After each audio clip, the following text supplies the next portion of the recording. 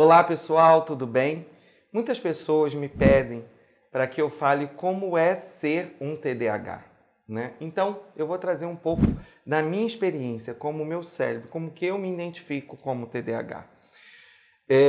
Isso também está no meu livro, Superando o TDAH, né? De que forma o TDAH se apresenta em mim? Ele apresenta de uma forma muito mais assim no esquecimento hoje, né? Após o neurofeedback eu mudei muito, mas assim, eu ainda tenho os meus traços, eu tenho ainda coisas que são minhas, únicas. Possivelmente esquecer uma coisa num lugar. Se eu estiver num evento, ou como aqui hoje, numa gravação, e eu trago um monte de coisas, possivelmente eu vou desfocar de alguma coisa. Por quê? Porque a desatenção é o fator principal. Então, assim, pode ser que eu esqueça o celular, pode ser que eu esqueça uma carteira. Então, como eu me defendo disso? Eu tento chegar sabendo assim, eu trouxe isso, isso e isso. Se eu trouxe 3 bolsas, eu conto. Eu cheguei com 3 bolsas, eu tenho que sair com 3 bolsas. O conteúdo que está dentro da bolsa pode ser que eu perca pelo caminho, mas assim, eu tenho que sair daqui com 3 bolsas. E aí fica muito mais fácil para eu conseguir observar o que tem dentro das 3 bolsas. Então, dentro das 3 bolsas tem isso, isso e isso. Então, essa é a forma que eu começo a perceber o meu cérebro, né? Então, eu tinha uma questão de esquecer muitas coisas. Então, se eu trouxe 3 bolsas, eu tenho que voltar com 3 bolsas. Agora, o que está dentro dessas 3 bolsas? Ah, uma tinha minha carteira, o meu celular, a outra tinha roupa, a outra tinha os meus livros. Então, uma das coisas que eu tenho que observar quando eu pegar essas 3 bolsas é saber o que tem dentro delas. Então, isso é uma forma que eu vim me adaptando para me desenvolver, para não esquecer tantas coisas. Ah, eu estou no aeroporto, eu despachei a mala maior, mas eu estou com minha mala de mão, eu estou com um casaco e estou com minha bolsa de mão.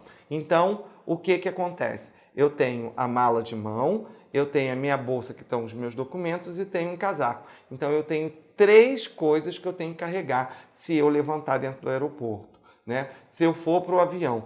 O aeroporto, para um TDAH, é nato. Então, quando eu, Ana, viajamos, a gente tem que criar esse protocolo. Por quê? Aeroporto é o lugar que a gente mais esquece coisas. Por quê? Você pega uma coisa para mostrar na hora do check-in, depois você tem que passar pelo raio-x, depois do raio-x você senta para tomar um café, depois você levanta, senta no espaço lá no portão de embarque, aí mudam o portão de embarque, você vai para o outro portão de embarque. Nessa, o TDAH, se bobear, já perdeu tudo, né? E eu tenho até uma história engraçada. A Ana, uma vez, a gente no aeroporto, ela simplesmente deixou a mala no raio-x e foi embora. Quando a gente entrou dentro do avião, é que ela percebeu, cadê minha mala? Que eu fui botar a minha mala na repartição, né, de malas. Ela falou, a minha mala. Eu falei, mas Ana, você foi encontrar comigo, você já encontrou comigo sem mala. Eu achei que você só não veio sem mala.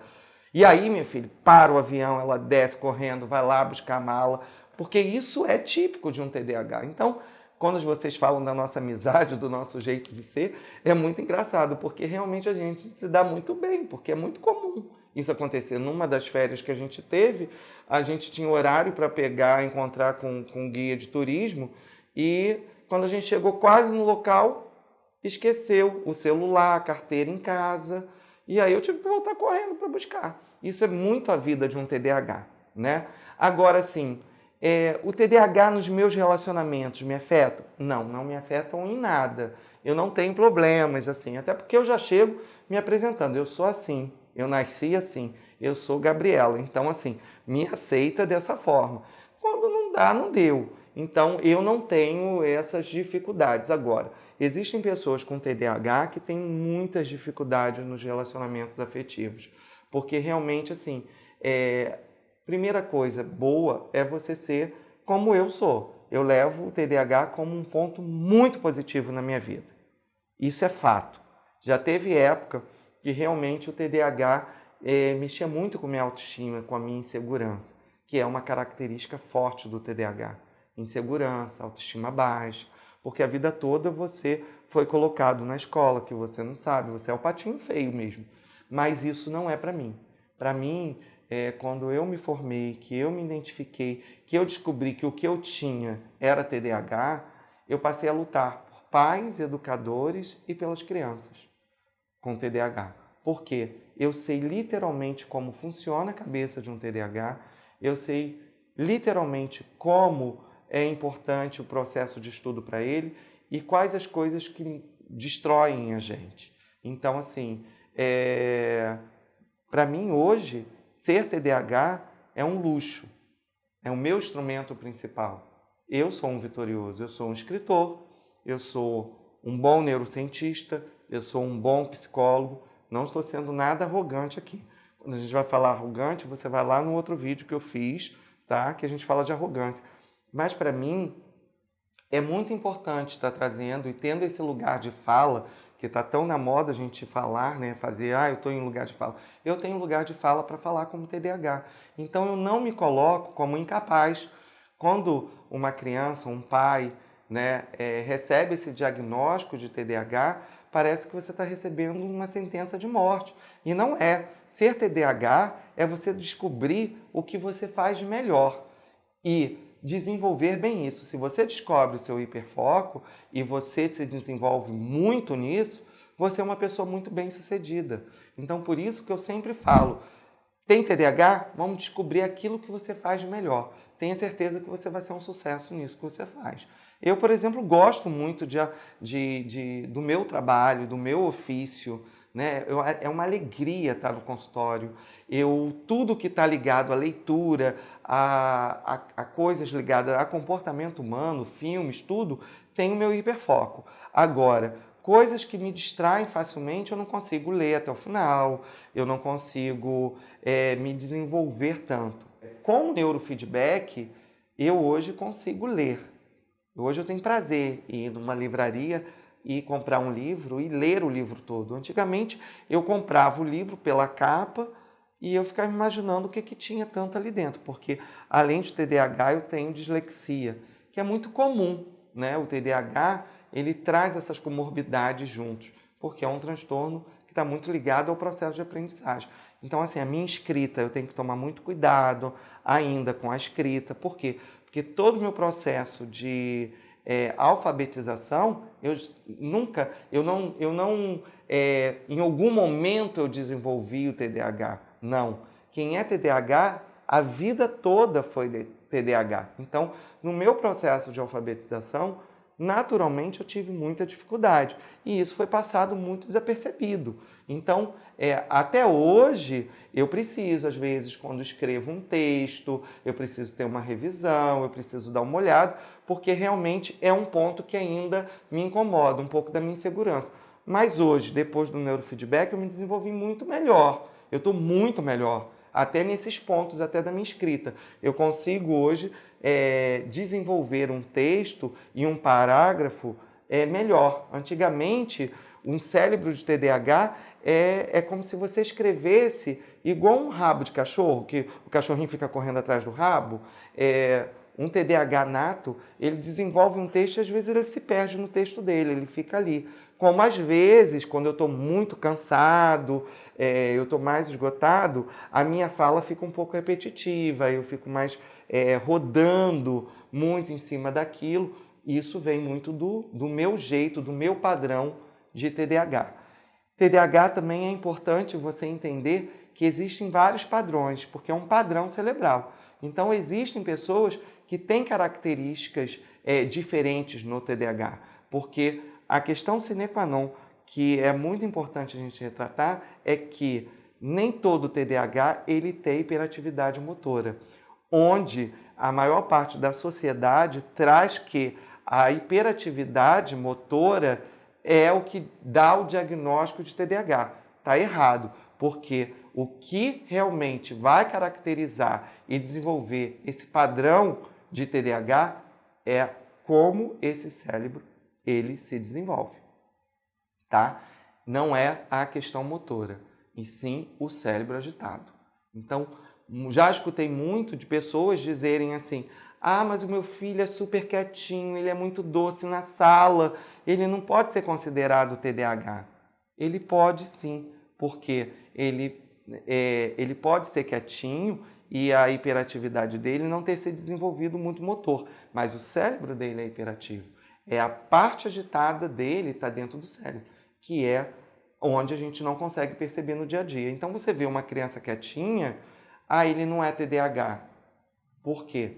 Porque por muito tempo a gente desenvolveu essa ideia de que ser TDAH você tem que ter uma agitação motora, você tem que ter agitação na fala, você tem que ter agitação, você é um bicho carpinteiro, você não para quieto, você o tempo todo chama mãe, mãe, mãe, mãe, mãe, mãe, pai, pai, pai, pai, fulano, fulano, fulano, fulano. Isso é um padrão, mas para você realmente ter esse diagnóstico é a percepção de que você tem um cérebro agitado, tá? E como eu me descobri assim? Eu me descobri assim na faculdade. Até então, eu achava que os meus amigos da escola, eles eram superdotados. E eu tinha que ler muito mais vezes porque eu era normal. O certo é eu estudar muito, né? E aí, quando eu entro na faculdade, eu percebo que não. Que tudo aquilo ali, eu fui criando mecanismos para me desenvolver. E como que eu consegui me lidar bem com a faculdade, como que eu consegui depois voltar para fazer projeto de pesquisa, como que eu consegui tudo isso? Porque o meu hiperfoco está muito ligado aos estudos. Eu gosto de ler, né? Apesar que eu não lia, eu criava histórias. Depois do neurofeedback eu passei a ler melhor e aí eu consigo hoje ler muito bem. Eu digo que eu sou um cego que passei a enxergar, né?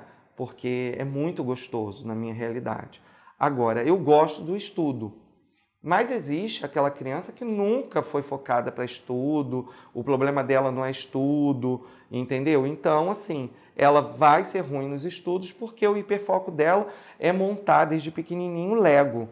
Eu tenho um sobrinho que, desde pequeno, ele constrói, ele mexe, ele não para, mas assim, quer deixar ele quieto, a gente dá Lego para ele, aqueles brinquedinhos de montar. Ele passa horas ali montando, ele passa horas desenvolvendo, montando, desmontando, montando carrinho, desmontando carrinho. Ele gosta muito disso e a gente percebe assim, quando ele crescer mais, possivelmente ou ele vai ser um arquiteto, ou ele vai querer trabalhar com mecânica, né? Então, assim, e aquela criança que desenha muito bem, ela só para desenhar, ela tem um dom para música, ela tem um dom artístico. Isso daí é que a gente tem que descobrir na criança e desenvolver, potencializar nela. Então, assim, eu sou um caso raro que gosto de estudar, porque alguns TDAHs, ele tornou os estudos como algo pesado.